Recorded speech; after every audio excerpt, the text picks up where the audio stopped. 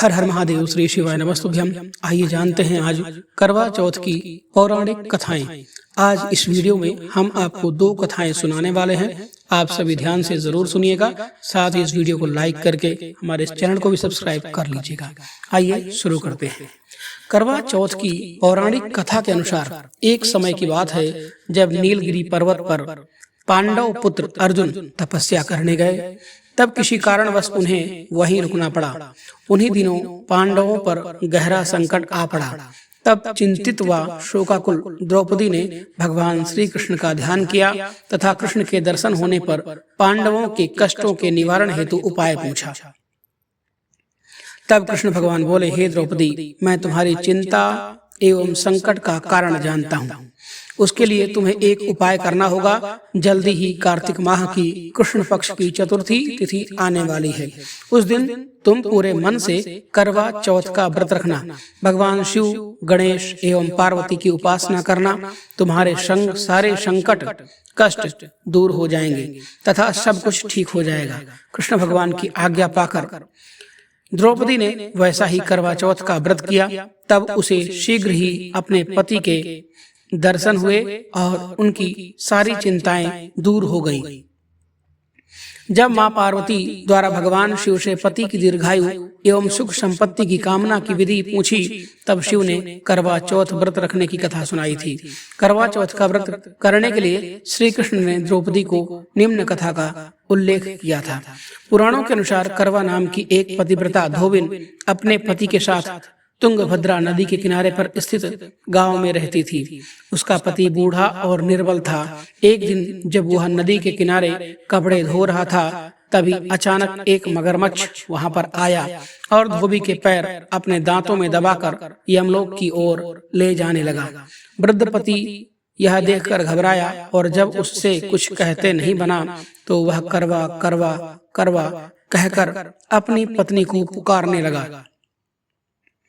पति की पुकार सुनकर धोबिन करवा वहां पहुंची तो मगरमच्छ उसके पति को यमलोक पहुंचाने ही वाला था।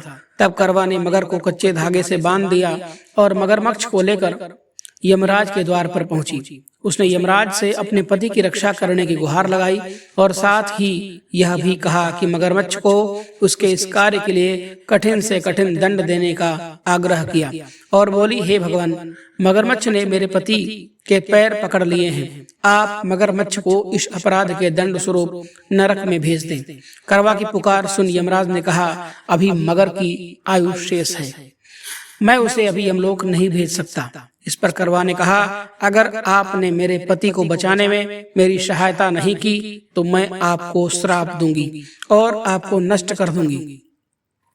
करवा का साहस देख यमराज भी डर गए और मगर को यमपुरी भेज दिया। साथ ही करवा के पति को दीर्घायु होने का वरदान दिया। तब से कार्तिक कृष्ण पक्ष की चतुर्थी तिथि को करवा चौथ का व्रत का प्रचलन हुआ, जिसे इस आधुनिक युग में भी महिलाएं अपनी पूरी भक्ति श्रद्धा भाव के साथ में करती हैं और भगवान से अपने पति की लंबी उम्र की कामना करती हैं। आइए करवा चौथ की दूसरी कहानी को श्रवण करते हैं। करवा चौथ पर सुहागन जरूर सुने। यह करवा चौथ की पौराणिक कथा। करवा चौथ का व्रत हिंदू धर्म में विवाहित महिलाओं द्वारा अपने पति की लंबी उम्र और सुख समृद्धि के लिए रखा जाता है।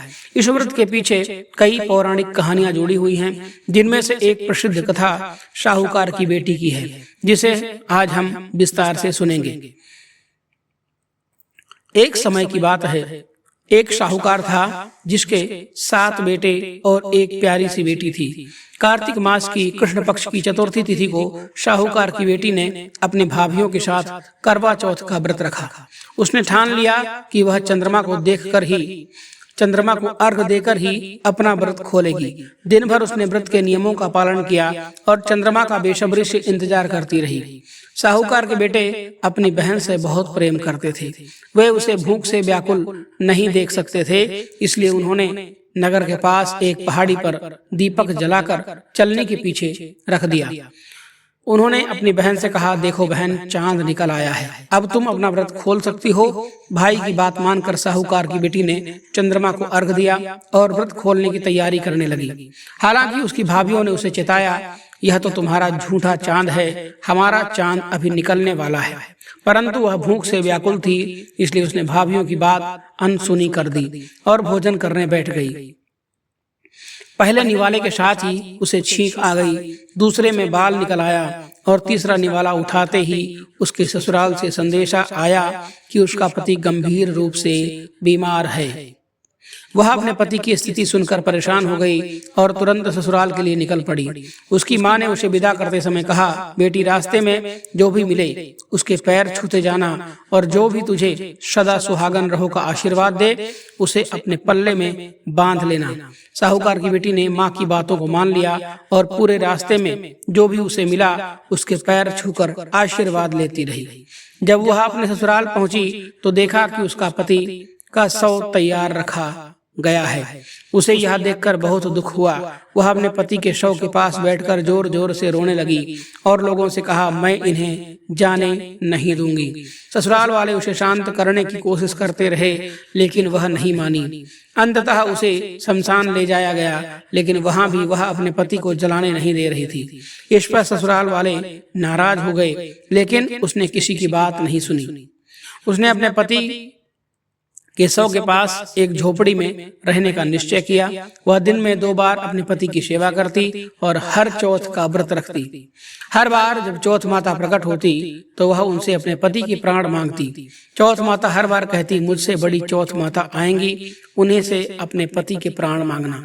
इस तरह कई चौथ माता आईं और चली गईं। अंततः कार्तिक मास की चौथ माता आई, जिनसे साहूकार की बेटी ने व्रत की पूरी तैयारी की थी। उसने 16 श्रृंगार और करवा मंगवाए और चौथ माता के स्वागत के लिए सज धज कर तैयार हो गई। जब चौथ माता प्रकट हुई तो उसने उनके पैर पकड़ लिए और बोली, माता, मेरा सुहाग वापस दे दीजिए। चौथ माता ने पहले उसे कई परीक्षाओं से गुजारा, लेकिन साहूकार की बेटी ने हार नहीं मानी। अंततः माता ने उसकी भक्ति और दृढ़ता से प्रसन्न होकर उसके पति के प्राण वापस कर दिए। माता ने अपने काजल, मेहंदी और सिंदूर से उसके पति के शरीर पर छींटा दिया, जिससे वह जीवित हो गया। साहूकार की बेटी का पति जब जीवित हो गया तो उसकी छोटी ननद ने यह खबर पूरे परिवार को दी। परिवार वाले गाजे बाजे के साथ उसे लेने आए और उसकी सास भी उसकी भक्ति और शक्ति के आगे नतमस्तक हो गई। चौथ माता ने उसकी झोपड़ी को महल में बदल दिया और साहूकार की बेटी का जीवन सुख और समृद्धि से भर गया। इस प्रकार करवा चौथ की कथा को सुनने और सुनाने से व्रती महिलाओं को अपने पति के दीर्घायु होने का आशीर्वाद मिलता है और परिवार में सुख समृद्धि बनी रहती है।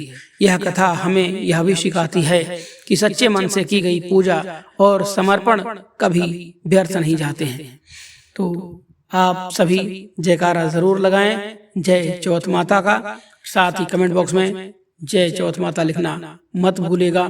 साथ ही हमारे इस वीडियो को लाइक करके चैनल को भी सब्सक्राइब कर लीजिए, जिससे आपको इसी तरह की ज्ञानवर्धक कहानियां वीडियो देखने को मिलती रहें। धन्यवाद आप सभी का। हर हर महादेव।